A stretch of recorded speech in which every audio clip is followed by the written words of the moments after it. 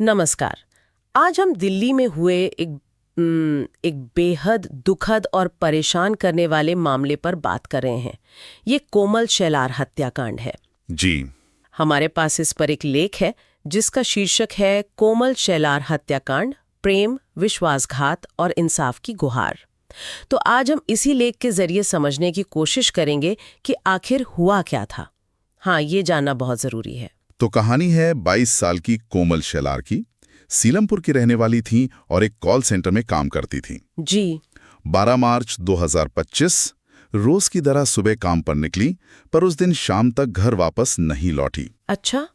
देर रात हो गई, फोन लगातार बंद आ रहा था, कोई कांटेक्ट नहीं।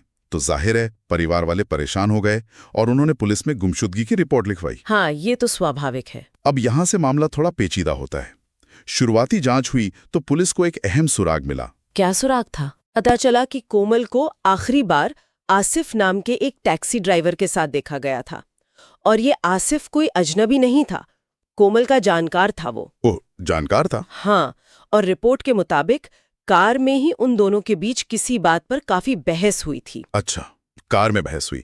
और पुलिस जांच में क्या निकला फिर? हाँ, देखिए, पुलिस जांच में जो बात सामने आई वो असल में काफी चौंकाने वाली थी। ये झगड़ा, ये बहस आसिफ के एक तरफा लगाव से जुड़ी थी। एक तरफा लगाव मतलब आसिफ तो शायद कोमल को पसंद करता था, या हो सकता है उससे कहीं ज्यादा कुछ चाहता हो, पर कोमल की तरफ से ऐसा कुछ नहीं था। She was not interested. समझ गया। और लेख यही बताता है कि इसी नामंजूरी से, इसी रिजेक्शन से आसिफ इतना गुस्से में आ गया कि उसने चलती कार में ही कोमल का गला घोट दिया। चलती कार में? हे भगवान! हाँ। ये सुनना ही कितना भयानक है ना, कि कोई जानने वाला जिस पर शायद थोड़ा भरोसा हो वो ऐसा कर सकता है। और क्या ये मामला यहीं खत्म हो गया या इसके बाद भी कुछ हुआ? नहीं, मामला यहीं नहीं रुका। लेख के अनुसार हत्या करने के बाद आसिफ ने सबूत मिटाने की पूरी कोशिश की, पकड़े जाने से बचने के लिए। अच्छा, कैसे? उसने अपने एक साथी को इसमें शामिल किया। नाम जुबैर बताया गया है, कुछ रिपोर्ट्स में उबैद नाम भी है। खैर, दोनों ने मिलकर प्लान बनाया कि शव को ठिकाने लगाना है। प्लान बनाया मतलब सोची समझी साजिश? हाँ, ऐसा ही लगता है। उन्होंने शव को एक भारी पत्थर से बांधा। पत्थर से क्यों? ताकि शव पानी में ऊपर ना तैरे, नीचे ही रहे, और फिर उसे यहाँ से, मतलब घटनास्थल से काफी दूर, करीब 40 किलोमीटर दूर नजफगढ़ नहर में फेंक दिया। 40 किलोमीटर दूर? मतलब वो इसे छुपाने के लिए काफी दूर गए। ये सिर्फ गुस्से का नतीजा नहीं लगता, इसमें प्लानिंग साफ दिख रही है। बिल्कुल।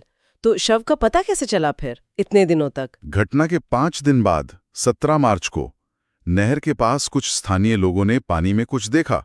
पुलिस को खबर की गई। अच्छा। जब शव बाहर निकाला गया तो उसकी हालत काफी खराब थी, पहचानना मुश्किल था, और वो उसी भारी पत्थर से बंधा हुआ था। ओह। लेकिन खैर, पोस्टमार्टम हुआ, बाकी जांच हुई और फिर पुष्टि हो गई कि वो कोमल ही थी। इसके बाद जो गुमशुदगी का मामला था वो सीधा हत्या के केस में बदल गया। और ये आसिफ और इसका साथी जुबैर, उनका क्या हुआ? पुलिस ने तेजी दिखाई, आसिफ और जुबैर दोनों को गिरफ्तार कर लिया गया। गिरफ्तार हो गए? हाँ, और पूछताछ हुई तो लेख के मुताबिक दोनों ने अपना जुर्म कबूल कर लिया। कबूल कर लिया? जी। उन्होंने पूरी बात बताई कि कैसे कोमल के इनकार पर आसिफ को गुस्सा आया, उसने गला घोंटा और फिर दोनों ने मिलकर शव को नहर में फेंका। सब मान लिया। इस पूरी घटना ने कोमल के परिवार पर क्या कहर ढाया होगा, सोचकर ही रूह कांप जाती है। हाँ, बहुत ही दर्दनाक है। लेख में कोमल की मां का एक बयान भी है जो सच में दिल दहला देता है। उन्होंने कहा, मेरी बेटी को जानवरों की तरह मारा गया, हमें सिर्फ इंसाफ चाहिए, हत्यारों को फांसी दी जाए। फांसी की मांग? जी। उनके शब्दों में वो गहरा सदमा, वो गुस्सा साफ झलकता है। मामला अब कोर्ट में है। परिवार वाले सख्त से सख्त सजा चाहते हैं।